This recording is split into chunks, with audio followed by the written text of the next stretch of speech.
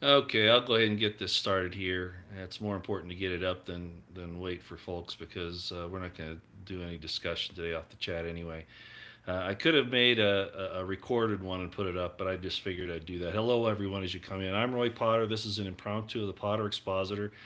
And yes, I know it's Wednesday. Good morning. I don't usually do it today, but I'm still planning on doing the formal one tomorrow, and we'll get more in depth on some of the things I'm going to mention today. But I did want to let everybody know because I have been suspicious of Barr and then Durham, John Durham, basically because of their past in helping to cover up things in the government, to whitewash things, to not go after the really bad folks. You know what I mean?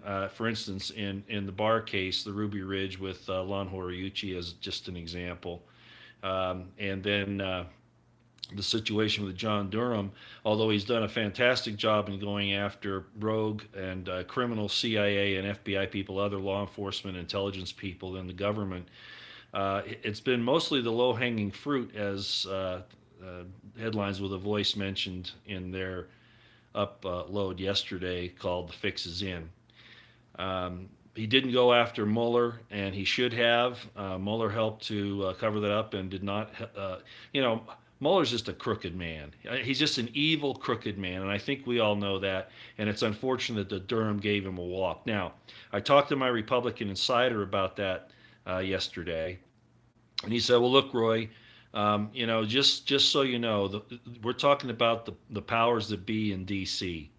And sometimes there's only so much you can do, and that's a tragedy. And that's a tragedy, and I realize it.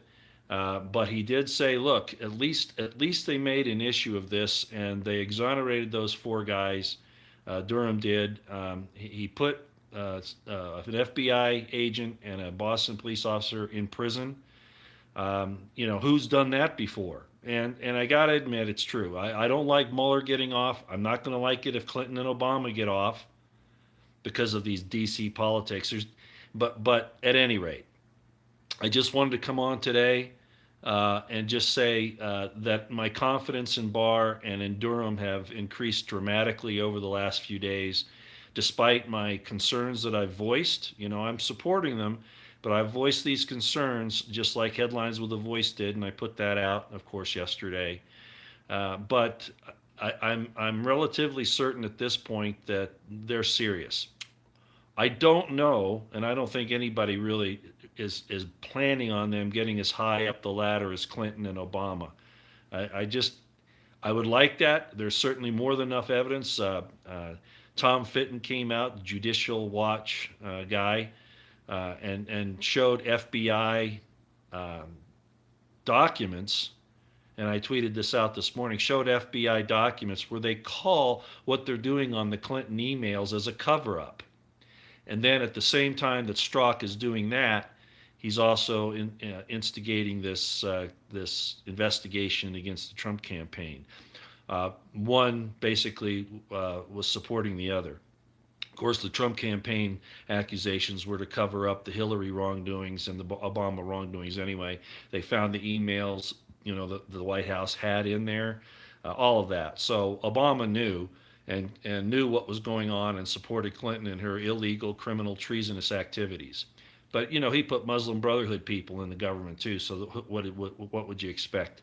Anyway, I don't want to make this long this morning. The CIA plant.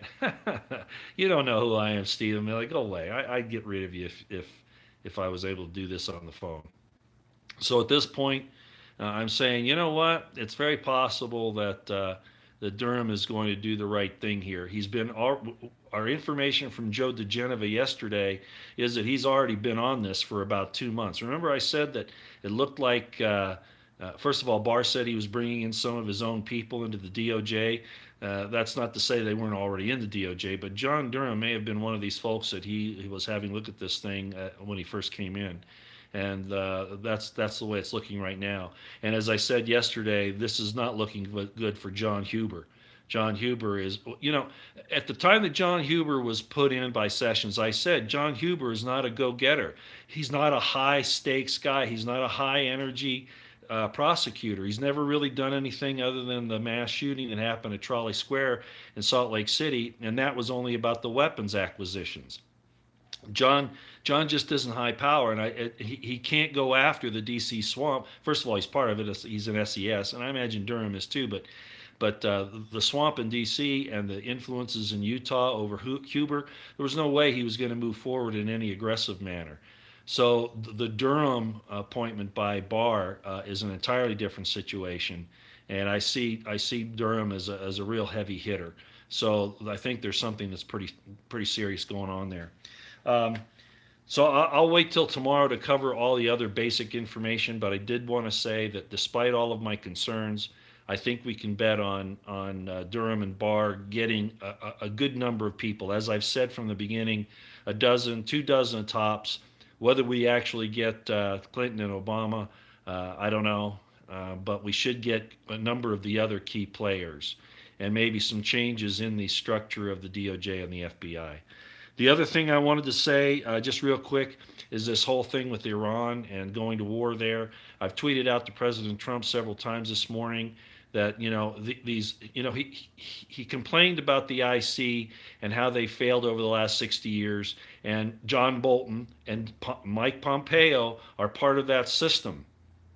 60 years of failure, and he wants to trust them on this. So I tweeted out a situation this morning from the it was from a British general, and it's very good. The U.S. of course, the U.S. Command structure is poo-pooing what he said, but he's the deputy commander over the situation there in the Middle East, the British general. Now I don't trust the British, but in this instance, it goes along with the other information that we have that Bolton and Pompeo and our military-industrial complex are blowing this thing in Iran out of proportion, not taking into consideration the provocations that we have done to cause this. The important thing this British general said is that this claim by our administration, including Trump, which really, I just get so tired of him listening to these people. I'm talking about Bolton, etc. This British general says that the information that there is a heightened alert that Iran's getting ready to attack is all baloney. That they aren't seeing that, and that they haven't had to upgrade their security posture to defend against anything. So and I believe that.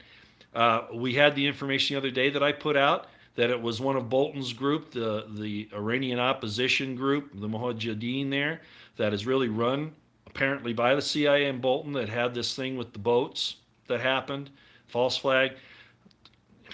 So anyway, I'll leave the rest to you. We're going to cover it in more depth tomorrow. But again, it looks like to me that Durham and Barr are serious. And I think we're going to see some things happen rather quickly, actually. If he's been busy at this for 2 months, and with the help of people like Tom Fitton and that information, we could see some things happen fairly quickly here, and I sure hope so. And finally, look out for Antifa. Again, we're going to talk about this tomorrow. InfoWars had some information on Andy Z, who started the Antifa movement. He's a professor, leftist Marxist, who would follow the leftist Marxist program for overthrowing governments, and he even called for this clip that they had on InfoWars yesterday. This clip where Andy Z says that they're ready for the revolution, they're almost prepared, and like I said, as this thing turns against the Democrats and the leftist Marxists and people in government are arrested, there's going to be a shooting war. Okay, it might start on the streets with Antifa. They might start wars overseas, Iran, for instance. But things could happen here at home with terrorism here. It's basically starting with Antifa.